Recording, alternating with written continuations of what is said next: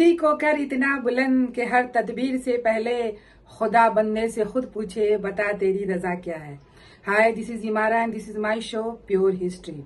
आज का शो एक ऐसे शख्स के बारे में है जिसने इतिहास तो रचा, पर ऐसा इतिहास रचा कि शायद ही किसी ने ऐसा काम किया होगा। न कभी किसी ने पास्ट में किया, न प्रेजेंट में, और फ्यूचर का मुझे पता नहीं। जो इसने पूरे शरीर में इस इंसान को लकवा मारे हुआ था, इसके शरीर का एक उंगली भी नहीं हिल सकता था। उसके बावजूद इस इंसान ने डॉक्टरेट की डिग्री ली, पीएचडी कंप्लीट किया, किताबें लिखी, टीवी शो किए, फिल्म में गया, इंडिया भी आया, भारत भी आया, जन्मदिन भी मनाया, एक नहीं दो शादियां की। ये सब कैसे? ताज्जुब की बात है। ये सब कैसे हुआ? ये सब उसके विल पावर की वजह से हुआ। जबकि डॉक्टर ने कहा था कि ये इंसान 2 साल से और ज्यादा जी नहीं सकता, पर ये 50 साल ज्यादा जी गया क्योंकि इसके अंदर विल पावर बहुत था। इसने कहा कि मैं नहीं मरूंगा। इसने मौत को मात दे दिया और इसने कहा कि मैं जब चाहूंगा तब मरूंगा अपनी मर्जी से। और इस ढंग से इसने एक ऐसा, चूंकि ये लोग जो साइंटिस्ट होते हैं ज्यादातर ये एथिस्ट होते हैं या नास्तिक होते हैं, और ये खुदा में, गॉड में, ईश्वर में बिलीव नहीं करते हैं, पर हम लोग तो बिलीव करने वाले लोग हैं। तो कहने का मतलब ये है कि ये एक ऐसा इंसान था जिसने दुनिया में एक ऐसा मकाम हासिल किया जो आज तक किसी ने नहीं किया। आइंस्टाइन इतने बड़े साइंटिस्ट थे, न्यूटन, इस सब लोगों ने काम किया, पर वो फिजिकल डिसेबल नहीं थे। वो बिल्कुल हमारे जैसे लोग थे, पर ये फिजिकल डिसेबल यानी डिसेबिलिटी थी इनकी। ये इनको पूरे शरीर में लकवा मारे हुआ था। तो कहानी की शुरुआत होती है कि इनका जन्म हुआ, इनका नाम था स्टेफन विलियम हॉकिंग, इनका नाम था। इनका जन्म हुआ था लंदन में, ऑक्सफोर्ड में, शहर में। 8 जनवरी 1942 को हुआ था इनका जन्म, इंग्लैंड में। और इनकी मृत्यु हुई थी 14 मार्च 2018 को, 76 साल की एज में, कैम्ब्रिज में। और इनका जो एजुकेशन है, इन्होंने ऑक्सफोर्ड से बीए एंड कैम्ब्रिज से पीएचडी कंप्लीट किया, पीएचडी इन फिजिक्स। इन्होंने शादी की, एक नहीं दो। पहली वाइफ थी इनकी जेने विल्डे, 1965 से 1995 तक इनका शादी रहा। और दूसरी इनकी जो नर्स थी उनसे इनकी शादी हुई, एलाने मैसोन, 1995 से 2007। और इनके 3 बच्चे भी हुए, 3 बच्चे हुए इन्हें। और एक बच्चा इन्होंने गोद भी लिया था जिसका नाम लूसी था। उसके अलावा जो है इन्होंने जो है ब्लैक होल पे इनकी थ्योरी थी। जिन्होंने डॉक्टरेट जो पीएचडी की डिग्री ली है उन्होंने ब्लैक होल पे लिखा है। ब्लैक होल यानी आपको सबको पता है बिग बैंग के बारे में। और इनके लाइफ पे एक पिक्चर बनी है, जबरदस्त पिक्चर बनी है, the theory of everything, Hollywood में पिक्चर बनी है। और ये महान वैज्ञानिक स्टीफन हॉकिंग जो है, British scientist, philosopher and author.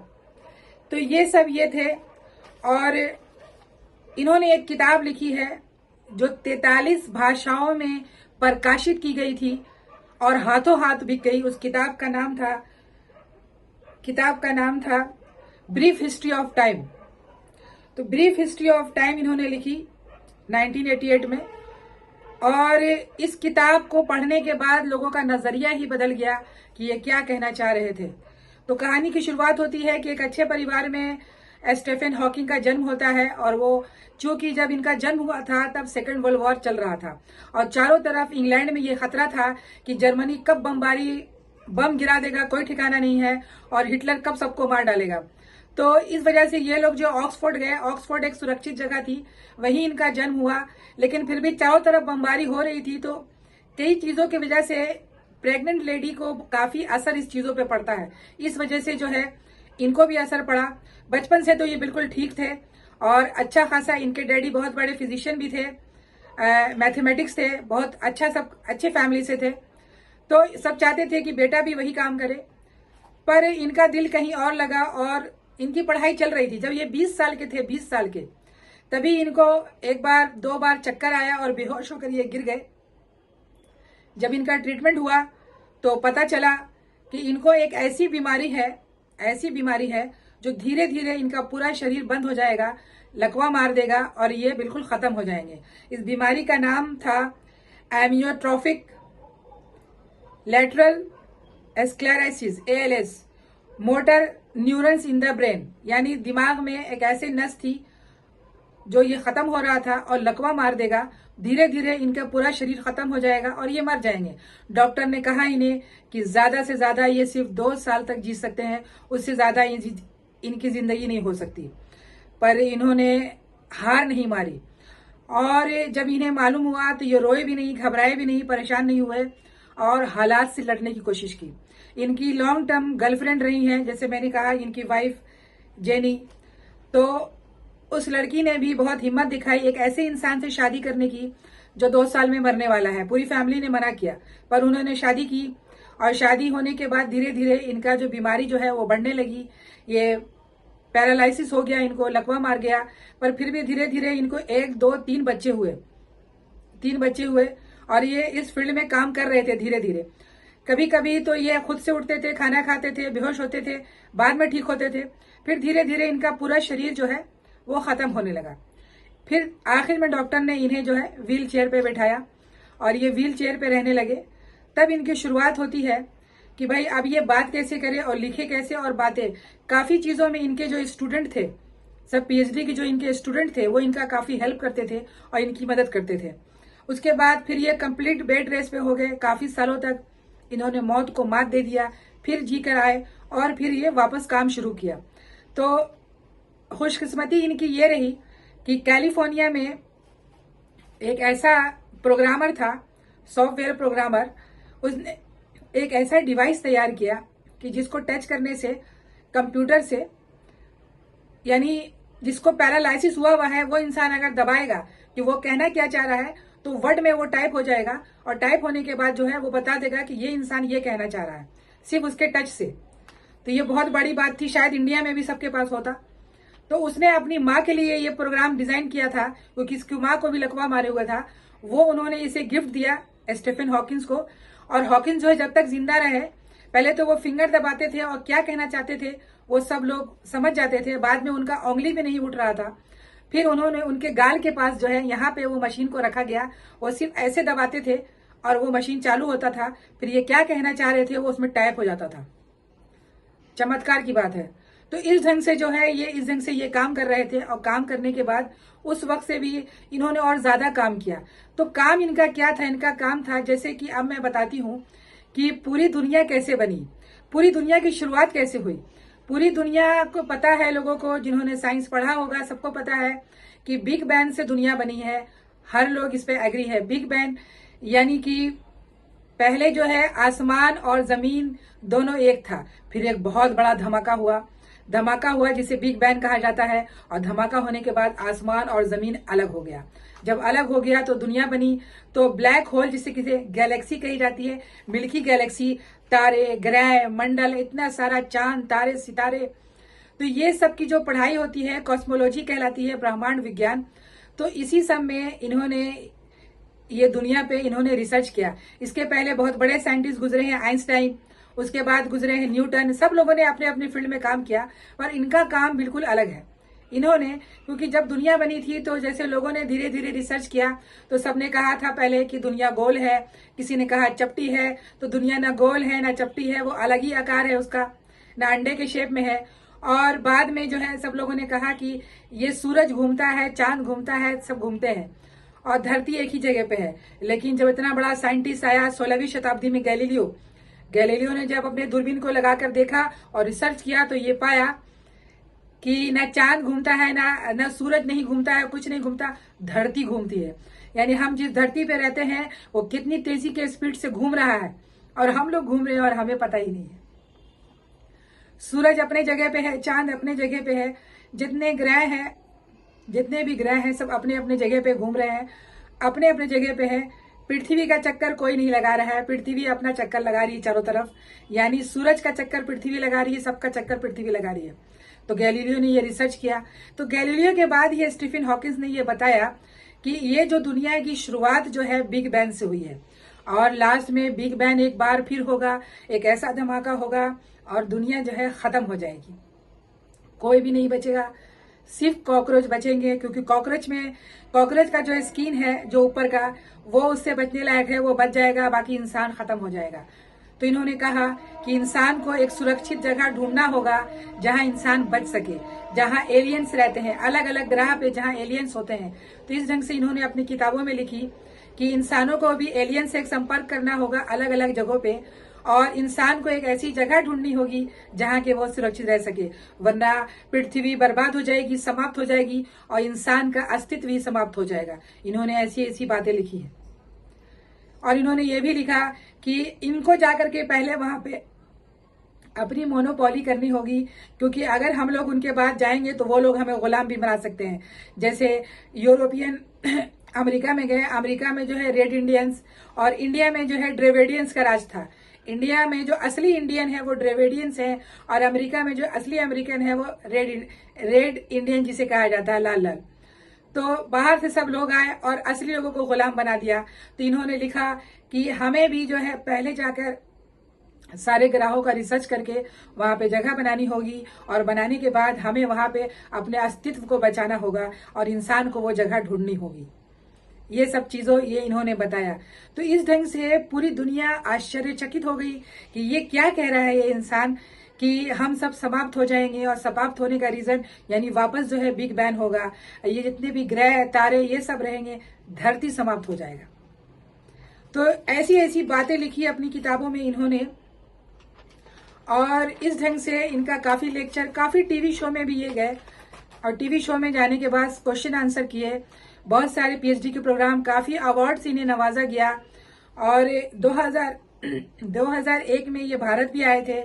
उस समय हमारे देश के प्रेसिडेंट राष्ट्रपति KR नारायणन थे, और उनसे वो मिले, ओबराय होटल में ठहरे, और अपना 59वां जो जन्मदिन है उन्होंने भारत में ही मनाया था, और लोगों को ये बताया कि जीना इसी का नाम है, जिंदगी कैसे जी जाती है यह स्टीफन हॉकिंस से कोई सीखे।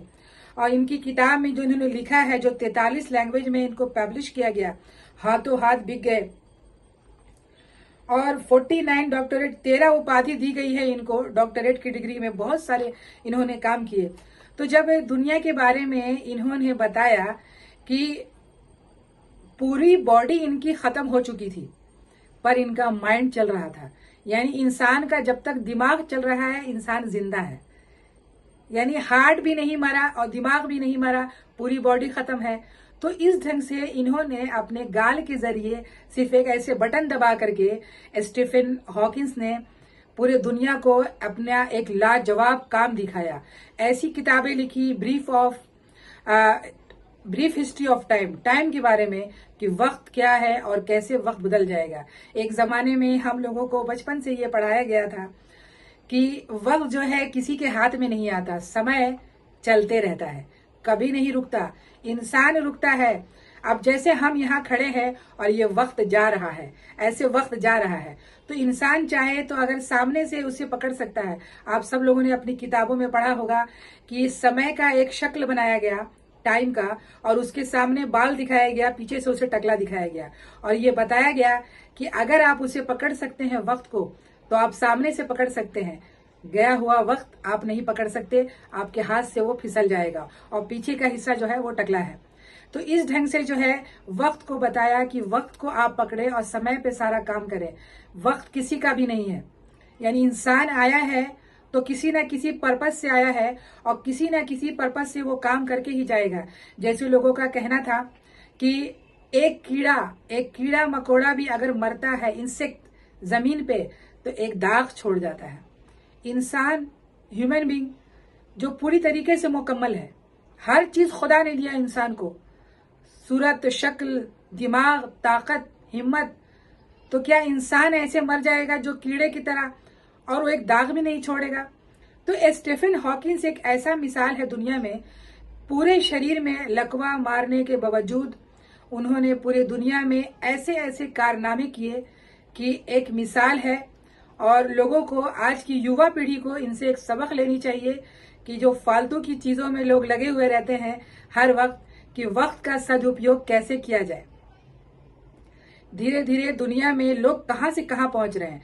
अब लोग चांद पे जा रहे हैं, लोग हर मंडल पे जा रहे हैं, इतने सारे जो 12 ग्रह मंडल है सबकी खोज हो रही है, लोग सब पे जा रहे हैं, और सब पे जाने के बाद वो अपना अपना योगदान दे रहे हैं, बड़े बड़े साइंटिस्ट बन रहे हैं, हर फील्ड में लोग अपना काम कर रहे हैं।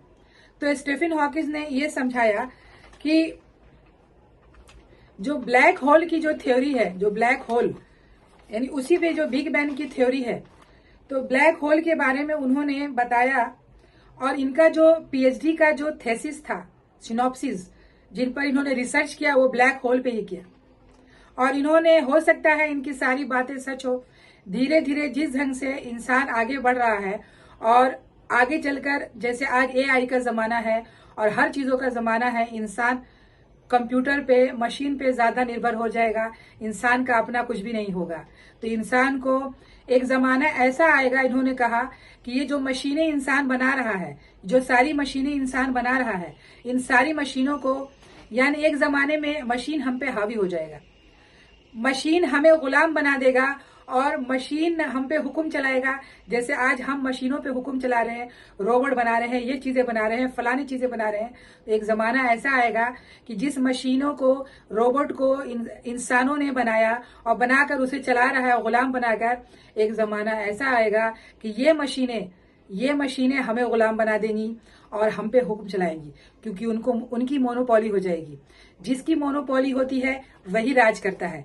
तो इनका कहने का मतलब यही था कि आप दुनिया में जो ये बिग बैंग की थ्योरी है, जो ये होल, जो गैलेक्सी, बचपन से ही इनको तारामंडल यानी तारे, सितारे, चांद, ग्रह, सूरज, इन सब का बड़ा शौक था। और बचपन से ही इनकी माँ इन्हें दिखाया करती थी आसमान में। हमें तो लोग बताते हैं कि लोग मर जाते हैं तो लोग तारे बन जाते हैं, पर ये तो कहानियां हैं, यानी ये तो जिसको बोलते हैं मुंगेरी लाल के हसीन सपने, इसका रियलिटी से कोई वास्ता नहीं है।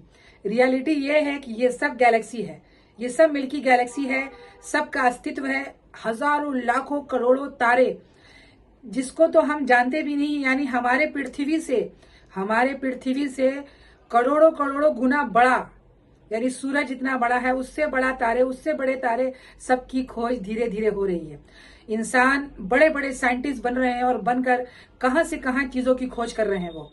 तो इस ढंग से धीरे धीरे हर ग्रह की खोज हो जाएगी। फिर जो है ये जो धरती बनी है बिग बैंग के बाद धमाके से, तो एक बाद में 5000 साल बाद एक फिर धमाका होगा और हमारा धरती का अस्तित्व समाप्त हो जाएगा और सारी चीजें खत्म हो जाएंगी, पर कॉकरोच जिंदा रहेगा, क्योंकि कॉकरोच का जो स्किन है वो सरवाइव कर सकता है, इंसान सरवाइव नहीं कर सकता है। तो आप सोचो कैसी कैसी बातें हैं। हमें सोच के अजब लगता है, हम तो साइंस के स्टूडेंट नहीं हैं, हम तो हिस्ट्री के हैं, पर हम जब पढ़ते हैं, हम जब रिसर्च करते हैं, तो हमें ये मालूम होता है कि देखो इंसान कहाँ से कहाँ पहुंच गया और कैसी कैसी बातें हमें बताई और सिखाई जा रही है, ऐसी ऐसी इंटरेस्टिंग फैक्ट। ये सब जो है एक महान वैज्ञानिक स्टीफन विलियम हॉकिंस की देन है। इनकी किताब आप लोगों को पढ़नी चाहिए, ब्रीफ हिस्ट्री ऑफ टाइम, जो हर जगह अवेलेबल है, आपको मिलेगा। और ये किताबों में आपको उन्होंने मैथ का यानी मैथमेटिक्स का बहुत कम यूज किया। उन्होंने खुद कहा कि मैंने मैथ का इस्तेमाल कम किया, क्योंकि बहुत सारे दुनिया में लोग हैं जिसे मैथमेटिक्स से एलर्जी ज्यादा नहीं करते हैं। इसीलिए उन्होंने सिंपल सुलझे हुए लैंग्वेज में उन्होंने अपनी किताबें निकाली, ताकि हर इंसान उन किताबों को पढ़ सके।